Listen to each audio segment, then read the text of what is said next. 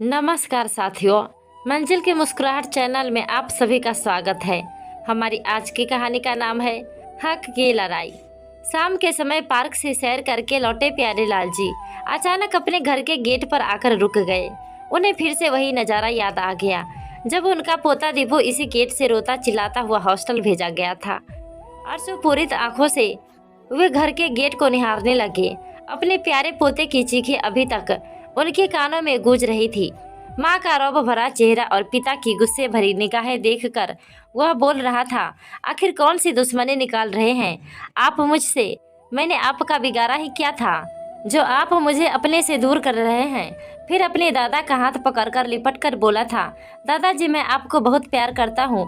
मुझे मालूम है आप मुझसे मिलने जरूर आओगे। एक आप ही तो हो जो मुझे प्यार करते हो, लेकिन दादाजी आपकी भी कोई इस घर में कहाँ सुनता है। ये लोग इतने पत्थर दिल है कि किसी दिन यह लोग आपको भी घर से निकाल देंगे। 12 वर्षीय पोते दीपू की बातें उनके अंतर्मन को झकझोर रही थी। कभी प्यारे लाल जी एक सफल व्यवसायी हुआ करते थे। अपनी मेहनत और लगन से अपार संपत्ति अर्जित की थी। उन्होंने अपने इकलौते पुत्र सुमित की लालन पालन में कोई कमी नहीं रखी थी। उन्होंने माँ की ममता तथा पिता के संरक्षण ने सुमित को भी एक सफल व्यवसायी बना दिया था। परंतु 3 साल पहले हुए एक्सीडेंट के कारण प्यारेलाल जी कुछ समय के लिए चलने से लाचार हो गए थे और उन्हें अपना व्यवसाय छोड़कर घर बैठना पड़ा। परंतु इस दौरान उनकी पत्नी ने उनकी खूब सेवा की, जिसके कारण वे फिर से अपने पैरों पर चलने लगे थे। परंतु कुछ समय बाद ही उनकी पत्नी चल बसी। पत्नी के जाने के बाद अकेलेपन से परेशान होकर जब उन्होंने वापस अपना व्यवसाय संभालना चाहा तब तक सुमित उस पर पूरी तरह से अधिकार जमा चुका था। अपने पिता को उसने साफ साफ कह दिया था कि इस उम्र में आपको दुकान पर आने की कोई आवश्यकता नहीं है, बिजनेस को मैं संभाल लूँगा। आप घर पर बैठिए और राम नाम की माला जपिए। परंतु उनका घर पर रहना और अपने पोते दीपू के साथ हंसना बोलना उनकी बहू को अखरने लगा था। पत्नी के निधन के बाद अकेले हो चुके प्यारेलाल जी ने अपने पोते पर अपना सारा प्यार लुटाना शुरू कर दिया था, लेकिन उनकी बहू को यह बात कतई बर्दाश्त नहीं थी। पिताजी के साथ रहते हुए मेरा बेटा दीपू बिगड़ता जा रहा है। इस बात का हवाला देते हुए उसने दीपू को हॉस्टल भेजने की जिद ठान ली। लेकिन अब पोते को अलग होते देख प्यारेलाल जी का मन चित्कार कर उठा था। उनके द्वारा इस बात का विरोध करने पर जो शब्द बहू ने उन्हें बोले थे उन्हें आज भी याद है। आप हमारे और हमारे बेटे के बीच में कुछ नहीं बोले तो ही अच्छा है। आपके लाड प्यार के कारण ही यह बिगड़ता जा रहा है। उसके लिए क्या अच्छा है और क्या नहीं यह हम भली भांति जानते हैं। इसमें हमें आपकी सलाह की आवश्यकता नहीं है। अपने पोते दीपू को याद करते हुए गेट पर खड़े प्यारेलाल जी की आंखों से अविरल आंसू बहते जा रहे थे। फिर एकाएक अपने आंसुओं को साफ करते हुए वे अपने कमरे में वापस लौट आए। दीपू के कुछ गेम्स और कपड़े उनके कमरे में ही छूट गए थे। प्यारेलाल जी इन्हीं चीज़ों को देख देख कर अक्सर उन आनंददायक क्षणों में पहुंच जाया करते थे जब दीपू उनसे लिपटकर अपनी प्यार भरी बाहें उनके गले में डालकर कहता था, दादाजी कुछ अच्छे चुटकुले सुनाओ ना, कोई नई पहेली पूछो ना। दीपू को गए 10 दिन बीत चुके थे। प्यारेलाल जी जो अपने पोते दीपू के साथ डाइनिंग टेबल पर बैठकर खाना खाया करते थे, अब अपने कमरे में ही खाना खाने लगे, क्योंकि उन्हें पता था कि डाइनिंग टेबल पर अपने पोते की खाली कुर्सी देखकर वे अपने आंसुओं को रोक नहीं पाएंगे। दीपू के घर से जाने के बाद से उन्हें कुछ अनहोनी की आशंका होने लगी थी। एक दिन उन्होंने बहू को कहते हुए सुना, ना भाई मैं उनसे यह बात कहने नहीं चाहूँगी, और वैसे भी उन्हें तो मेरी हर बात कांटों की तरह ही चुभती है। हमारे बीच जो तय हुआ है वो तुम जाकर उन्हें कहोगे। प्यारेलाल जी यह समझ ना सके कि उनकी बहू किस विषय पर बात कर रही थी। फिर सोचने लगे कि 1-2 दिन में पता तो चल ही जाएगा। उसी शाम को उनका बेटा दुखी चेहरे के साथ उनके कमरे में आया। उन्हें लगा कि उनके बेटे को अपनी गलती का एहसास हो चुका है और वह दीपू को वापस लेने जा रहा है। परंतु सुमित ने जो कहा उसे सुनकर प्यारेलाल जी की आंखें फटी रह गई। सुमित ने कहा, पिताजी मैं जानता हूँ कि पहले माँ के अचानक निधन के बाद और अब दीपू के जाने के बाद से आप बहुत अकेले हो गए हैं। इसलिए आपकी बहू और मैंने सोचा है कि आप वृद्धाश्रम ही चले जाए तो बेहतर होगा। वहाँ पर आपको अपने हम उम्र दोस्त भी मिल जाएंगे और मन भी लगा रहेगा। आप सुख सुविधाओं की चिंता बिल्कुल मत कीजिएगा। और फिर खिसियानी हंसते हंसते हुए बोला, हम दोनों तो देख रेख के लिए आपके मैनेजर है। प्यारे लाल जी अवाक पागलों के समान अपने बेटे का मुंह ताकते रहे। थोड़ी देर के लिए उनका दिमाग सुन्न हो गया, परंतु जल्दी ही उनका स्वाभिमान जाग उठा और गर्दन उठाकर कहने लगे, ठीक है बेटा, तुम दोनों ने सोचा होगा तो ठीक ही होगा। वैसे भी अब मेरी ज़रूरत कहाँ रह गई है तुम्हें। अपमान का घूंट पीकर प्यारे लाल जी की आंखों से विवशता के आंसू टपकने लगे। थोड़ी देर की चुप्पी के बाद सुमित फिर से बोला, इसी शहर में नया आश्रम खुला है जहां सुख सुविधा का इंतजाम किया है। बड़े बड़े लोग अपने माता पिता को छोड़कर जाते हैं। यहाँ आपको भी यहाँ बहुत अच्छा लगेगा। प्यारे लाल जी को अपने पोते के कहे शब्द याद आने लगे। दीपू ने जाते हुए उन्हें कहा था कि दादाजी, आज मम्मी पापा मुझे हॉस्टल भेज रहे हैं। यह कल आपको भी घर से निकाल देंगे। वे हैरान थे कि पोते की भविष्यवाणी सच साबित हो गई। लेकिन अचानक ही प्यारे लाल जी के दिमाग में कुछ चलने लगा। फिर कुछ सोचकर उन्होंने कहा, अगर तुमने सब इंतजाम पहले ही कर लिया है तो फिर यहाँ रुकने का कोई तुक ही नहीं बनता। फिर मैं तुम पर बोझ भी नहीं बनना चाहता। इस पर सुमित ने कहा, पिताजी, इतनी जल्दी भी क्या है, आप 2-4 दिन यहाँ रुक सकते हैं। परंतु प्यारे लाल जी इतने में अपनी अलमारी खोलकर कपड़े निकालने लगे थे। अपना खून भी पराया हो सकता है, यह उन्हें आज एहसास हुआ था। उनके अंतर मन से रह रह कर एक ही आवाज़ आ रही थी कि मैं तो अभी चलने लायक हूँ, पैसे की भी कोई कमी नहीं है। फिर उन बुजुर्गों की क्या हालत होती होगी जो शरीर से भी बिल्कुल लाचार है और धन से भी वंचित है। उनके आगे तो मेरा दुख कुछ भी नहीं है। सब सोचते हुए प्यारे लाल जी ने मन ही मन कुछ ठान लिया था। अब उन्होंने उत्साह और आत्मविश्वास के साथ अपनी राह चुन ली थी। कपड़ों के साथ साथ उन्होंने बैंक की पासबुक और चेक बुक और कुछ ज़रूरी डॉक्यूमेंट्स भी अपने बैग में रखे। अपने जीवन के लगभग 38 वर्ष उन्होंने अपना व्यवसाय संभालने में लगाए थे। इतना कुछ हासिल किया और जिसके लिए ये सब किया, आज उन्हें वृद्ध आश्रम भेज रहा था। दिल में दुख के सैलाब के साथ साथ एक अद्भुत निर्णय लिए प्यारे लाल जी वृद्ध आश्रम आ गए, या यूँ कहें कि पहुंचा दिए गए। वृद्ध आश्रम शहर की चकाचौंध से दूर एकांत और प्रदूषण रहित स्थान पर था, जहां चारों तरफ हरियाली ही हरियाली थी। वृद्ध आश्रम का भवन मन को शांति देने वाला था। जब वे अंदर गए तो देखा कि वहां जीवन की सभी आवश्यकताओं का सामान उपलब्ध है। वृद्ध आश्रम अभी नया नया ही बना था, खास तौर पर उन लोगों के लिए जो धन से संपन्न थे। नया होने के कारण वहां केवल कुछ ही बूढ़े लोग थे। स्त्री पुरुष सभी को मिलाकर केवल 15 वृद्धजन थे, जिन्हें रुपए पैसे की कोई कमी नहीं थी, परंतु फिर भी उनके चेहरे पर गंभीर उदासी थी। अतीत की छाया उनके चेहरों पर साफ साफ नजर आ रही थी। प्यारे लाल जी मुस्कुराकर सभी से मिले। वहां उपस्थित वृद्धजन उन्हें प्रफुल्लित और मुस्कुराते देख हैरान थे, क्योंकि वे सब तो अपमान की वेदना सहते सहते अंदर तक टूट चुके थे। परंतु प्यारे लाल जी वह अदम्य साहस के साथ खड़े हुए थे। सभी वृद्धजन समृद्ध परिवारों के सदस्य थे, परंतु सब के सब अपने में ही खोए रहते थे। अतीत में मिले जख्मों से वे अभी तक उबर नहीं पाए थे। मुस्कान उनके चेहरे से कोसों दूर थी। वृद्ध आश्रम में हर महीने एक रविवार को छोटे से धार्मिक अनुष्ठान का आयोजन किया जाता था। इसी बहाने सभी वृद्ध जन उत्साह के साथ किसी न किसी तैयारी में व्यस्त हो जाते थे।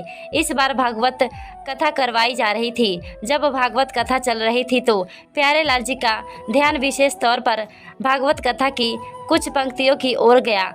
कथा समाप्त होने के पश्चात प्यारे लाल जी ने सभी वृद्धजनों को संबोधित करते हुए कहा, देखिए, यदि आप सभी की इजाज़त हो तो मैं आपसे कुछ कहना चाहता हूँ। मैं इस शहर का एक सफल व्यवसायी रह चुका हूँ।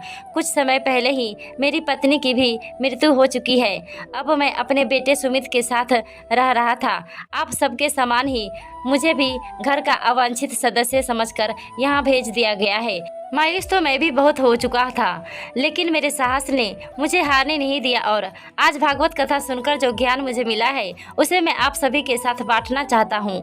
गीता में कहा गया है, जहाँ पाप का बल बढ़ रहा हो, जहाँ छल कपट हो रहा हो, वहाँ पर मौन रहने से अधिक गंभीर अपराध और कुछ नहीं हो सकता। कभी कभी हम सबके जीवन में एक ना एक समस्या अवश्य आती है कि हम किसी ताकतवर के समक्ष मौन हो जाते हैं। हम सभी ने भी ऐसा ही किया, परंतु आज भागवत कथा सुनकर मेरे दिल में एक अदम्य साहस और उत्साह जागृत हो गया। अरे हम सभी को तो भगवान को शुक्रिया अदा करना चाहिए कि हमारे पास कुछ तो है जिसका हम उपयोग कर सकते हैं। हमें दुनिया को नहीं दिखाना है कि हम अंदर तक टूट चुके हैं। जीवन का यही समय सर्वोत्तम है। यह ध्यान में रखते हुए हमें परोपकार की तरफ कदम बढ़ाने चाहिए। हम सभी लोगों के पास दौलत की कोई कमी नहीं है। वह दौलत जिसे हम सभी ने अपनी मेहनत से इकट्ठा किया था और उसका उपयोग करने का हमें पूरा हक है। हम सभी लोगों ने अपने बच्चों के लिए धन जुटाने में पूरी उम्र व्यतीत कर दी है। उसका सिला हमें यह मिला कि आज हम वृद्ध आश्रम में खड़े हैं। क्यों ना जीवन के इस अंतिम पड़ाव पर उन वृद्धों के बारे में सोचा जाए जो तिल तिल कर मर रहे हैं, क्योंकि उनके पास पैसा नहीं है। उनकी ज़िंदगी आवारा पशुओं से भी बदतर हो गई है। जब हम बुजुर्गों का अपना खून सफ़ेद हो गया हो तो क्या हम परोपकार की तरफ नहीं बढ़ सकते? यदि हम एक दुखिया व्यक्ति को उसके अंतिम समय में शांति और सुख प्रदान करते हैं तो इससे बड़ा नेक कार्य तो कोई और हो ही नहीं सकता। इस दुनिया में देने से बड़ा और कोई सुख नहीं है। मैं अपने बेटे को इस योग्य बना चुका हूँ कि वह स्वयं कमा सकता है। मेरा खड़ा किया हुआ व्यवसाय आज उसके हाथों में है, परंतु मैं इतना तो कर ही सकता हूँ कि मेरी अर्जित की हुई बाकी संपत्ति मैं उन वृद्धों पर खर्च करूँ जो पैसों की कमी के चलते इस वृद्ध आश्रम में नहीं रह सकते, जिनकी जिंदगी सुविधाओं से रहित वृद्ध आश्रमों में रहकर बद से बदतर हो चुकी है। जो विरजन कार्य करने में समर्थ होंगे, हम उनसे वह कार्य करवा सकते हैं जिस कार्य को करने में उनकी रुचि होगी, ताकि वह स्वयं को न तो किसी दूसरे पर आश्रित समझे और न ही किसी हीन भावना से ग्रस्त हो पाए। यदि हम अपने धन का प्रयोग दुत्कारे हुए वृद्धजनों को नवजीवन देने के लिए प्रयोग करें तो इससे क्या सभी को संतोष और प्रसन्नता नहीं होगी? यह सब सुनकर उन वृद्धों के मुरझाए हुए चेहरों पर संतुष्टि की रेखाएं खींचने लगी। वृद्ध आश्रम का पूरा हॉल तालियों से गूंजने लगा, क्योंकि आज तक तो खाली बैठे बैठे वे अपने अतीत को ही चलचित्र की भांति देख रहे थे, परंतु आज वे अपने अस्तित्व की शक्ति का आभास करके उत्साहित थे। सभी लोग बारी बारी से बोल उठे कि हमारा तो बहुत बड़ी बड़ी कोठियाँ है, हम उन्हें वृद्धों का निवास स्थान बनाने के लिए जरूर देंगे और ऐसी जगह का निर्माण करेंगे जहां ऊंच नीच और जात पात का कोई भेदभाव नहीं होगा। प्यारे लाल जी की आंखें खुशी के कारण गीली हो गई। उन्हें एहसास हुआ कि अब इस मुहिम में वह अकेले नहीं है, उनके साथ 15 अन्य लोग भी हैं। सभी वृद्धजनों की आंखें आत्मविश्वास से चमक रही थी। शाम के समय जब अन्य वृद्धजनों के साथ प्यारे लाल जी भी खाना खाने बैठे तो अपने पोते दीपू को याद करके उनकी आंखें आंसुओं से छलक पड़ी। कारण पूछने पर उन्होंने अपने मित्रों को अपने पोते के साथ हुए व्यवहार के बारे में बताया। सभी लोगों ने उन्हें सलाह दी कि वे अपने पोते से मिलने के लिए एक बार उसके हॉस्टल में जाएं। प्यारे लाल जी को उनकी यह सलाह बिल्कुल सही लगी। अगले दिन उन्होंने अपने पोते के लिए उसके पसंद की ढेर सारी वस्तुएं खरीदी और उसके हॉस्टल पहुंच गए। जैसे ही दीपू ने अपने दादाजी को देखा तो खुशी से चिल्ला उठा और झट से आकर उन्हें अपनी बाहों में लपेट लिया। दादाजी, मुझे मालूम था कि आप मुझसे दूर रह ही नहीं सकते। मैं जानता था कि आप मुझसे मिलने आओगे, लेकिन दादाजी मेरा यहाँ पढ़ाई में मन नहीं लगता। मायूसी भरे स्वर में दीपू बोला तो प्यारे लाल जी उसे समझाते हुए बोले, अरे बेटा, अगर पढ़ोगे नहीं तो जीवन में कामयाबी कैसे हासिल करोगे? पढ़ लिख कर तुम्हें अपने दादाजी का नाम रोशन करना है। चलो अब मुझे अपने सभी दोस्त से मिलवाओ। प्यारेलाल जी ने कहा तो दीपू ने अपने दादाजी को अपने दोस्तों से मिलवाया तो प्यारेलाल जी ने भी उसकी मनपसंद चीज़ें उसके हाथ में थमाते हुए कहा कि अपने दोस्तों के साथ मिल बांट कर खाना, कई घंटे अपने प्यारे पोते के साथ व्यतीत करके आज वे बेहद संतुष्टि का अनुभव कर रहे थे। फिर थोड़ी देर बाद दीपू ने अपने दादाजी से पूछा, दादाजी मम्मी पापा कैसे हैं? तो उन्होंने मुस्कुराते हुए जवाब दिया, बेटा अब मैं घर में नहीं रहता हूँ, शहर में ही एक वृद्ध आश्रम है, मैं वहाँ ही रहता हूँ। इस पर दीपू को गुस्सा आ गया और चिल्लाकर बोला, मैं जानता था दादाजी, उन्होंने आपको भी घर से निकाल दिया है। लेकिन दादाजी आप चिंता मत कीजिए, जब मैं बड़ा हो जाऊंगा तो हम एक अलग घर में रहेंगे। तो हंसते हुए दादाजी ने कहा, बेटा वहाँ तो मेरा मन नहीं लग रहा था तेरे बिना, इस कारण तेरे माता पिता ने मुझे आश्रम में भेज दिया है। मैं सब समझता हूँ दादाजी, वे लोग हम दोनों से प्यार ही नहीं करते, इसलिए तो हमें दूर कर दिया। तो दादाजी ने दीपू के माथे को सहलाते हुए कहा, बेटा वे तुम्हारे माता पिता हैं, तुम्हें उनके बारे में ऐसी बात नहीं सोचनी चाहिए। वे जो कुछ कर रहे हैं तुम्हारे भविष्य को उज्जवल बनाने के लिए ही कर रहे हैं। फिर हॉस्टल में अन्य बच्चे भी तो हैं, सब तुम्हारे दोस्त बन गए हैं, इससे ज़्यादा और क्या चाहिए। फिर दीपू एकटक अपने दादाजी की तरफ देखने लगा और मासूमियत से बोला, दादाजी आपका घर कहाँ है? मुझे भी देखना है। तो प्यारेलाल जी की आंखों में एकाएक आंसू आ गए। फिर उन आंसुओं को बड़ी कुशलता से छिपाते हुए कहा, बेटा हमारे घर में तो सभी बूढ़े लोग हैं, वहाँ तो तुम्हारा मन भी नहीं लगेगा, मैं ही तुमसे मिलने आता रहूँगा।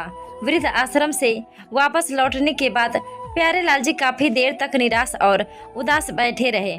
फिर एकाएक उनके मन से आवाज़ उठी कि भावुकता में रहकर मुझे अपना लक्ष्य नहीं भूलना है। मेरा लक्ष्य मेरे सामने है और इस समय बहुत से हाथ मेरी सहायता के लिए तैयार है, इसलिए मुझे अपना लक्ष्य भूलना नहीं चाहिए। यही सोचकर अचानक जबरदस्त उत्साह के साथ खड़े हुए और आश्रम में अन्य वृद्धों के साथ बैठकर बातचीत करने लगे। प्यारेलाल जी बोले, आप लोगों में से जो कोई भी अपना मकान या जमीन वृद्ध आश्रम के लिए खुशी खुशी देना चाहते हैं, अपना हाथ खड़ा करे। वहाँ पर बैठे सभी लोगों ने हाथ उठाया। इस पर प्यारेलाल जी बोले, तो फिर तय रहा कि जो भी खर्च हम इस वृद्ध आश्रम में देने वाले हैं, उन पैसों का इस्तेमाल करके आवश्यक सामान जुटाकर हम अलग अलग जगहों पर वृद्ध आश्रम बना लेंगे। मेरी दुकान है जो मेरे बेटे के नाम पर है, उसे छोड़कर अन्य जितनी भी संपत्ति मैंने आज तक अर्जित की है, मैं उन्हें वृद्ध आश्रम के लिए दे रहा हूँ। और मुझे यकीन है कि यदि हमने इसी उत्साह के साथ कार्य किया तो हम अपने लक्ष्य में ज़रूर कामयाब होंगे। वे सभी वृद्ध जिनके पास पैसा था उन्होंने पैसा दिया, और जिनके पास मकान और पैसा दोनों थे उन्होंने खुशी खुशी अपना मकान और पैसा दोनों वृद्ध आश्रम के लिए दिया। सभी ने अपने अपने मकान खाली करवाने के लिए कानूनी नोटिस भेज दिए। बहुत से वृद्ध लोगों के बेटा बहू उनके पास पहुंचे और यह कदम न उठाने के लिए उनसे प्रार्थना करने लगे, परंतु सभी वृद्ध अपने बेटे बहुओं के सताए हुए थे। उन पर उनकी याचनाओं का कोई असर न पड़ा। निराश होकर सभी के रिश्तेदार वापस चले गए। प्यारेलाल जी ने देखा कि सामने से उनका बेटा सुमित अपनी पत्नी के साथ उनकी तरफ ही आ रहा था। आते ही अपने पिता पर बरस पड़ा, यह क्या नाटक लगाया हुआ है आपने पिताजी? आप मुझसे मेरा मकान खाली कैसे करवा सकते हैं? वह तो आपने मेरे नाम पर कर दिया था ना। इस पर प्यारेलाल जी ने कहा, बेटा मैंने वकील को कहकर अपनी वसीयत पुनः बदलवा दी है। यकीन नहीं होता तो एक बार जाकर वकील साहब से मिल लेना। और हाँ, वह मकान तुम्हारा नहीं अब मेरा है और मैंने वहाँ वृद्ध आश्रम बनाने का तय कर लिया है। इस पर उनका बेटा और बहुत जोर से चिल्लाने लगे। तो प्यारेलाल जी ने कहा, बेटा तुम तो केवल इस बात का शुक्र मनाओ कि दुकान अभी तुम्हारे ही नाम पर है, और यदि तुमने सीधे तरीके से बात नहीं मानी तो मैं और भी बहुत कुछ कर सकता हूँ। इसलिए विनती है कि चुपचाप यहाँ से चले जाओ और 15 दिन के अंदर मकान खाली कर देना। यह बातें सुनकर सुमित और उसकी पत्नी के पैरों तले जमीन खिसक गई। अपने पिता के स्वभाव में इस परिवर्तन को देखकर वह हक्के बक्के खड़े रह गए और कोई रास्ता ना सूझा तो अपने पिता से माफ़ी मांगने लगे और रिश्तों की दुहाई देकर गिड़गिड़ाने लगे। लेकिन प्यारेलाल जी ने उनकी एक न सुनी। कोई रास्ता न पाकर उन दोनों ने चुपचाप वहाँ से निकलने में ही उन्होंने अपनी भलाई समझी। आखिरकार उन्हें अपना मकान खाली करना पड़ा। अब उन वृद्धों ने बड़े उत्साह से और वृद्ध आश्रमों में सामान और नौकरों का बंदोबस्त करना शुरू कर दिया। न्यूज चैनल पर भी इन वृद्ध आश्रमों की प्रशंसा की जाने लगी। निम्न वर्गीय और मध्यम वर्गीय परिवार के बुजुर्गों को उन आश्रमों में सहारा दिया गया। प्रत्येक वृद्ध आश्रम के लिए एक ट्रस्ट बनाया गया ताकि उन आश्रमों को सुचारू रूप से चलाया जा सके। समाज को बदलने वाले इस एक कदम ने युवा पीढ़ी की सोच में वृद्धों के प्रति उनके व्यवहार में परिवर्तन लाने का काम किया।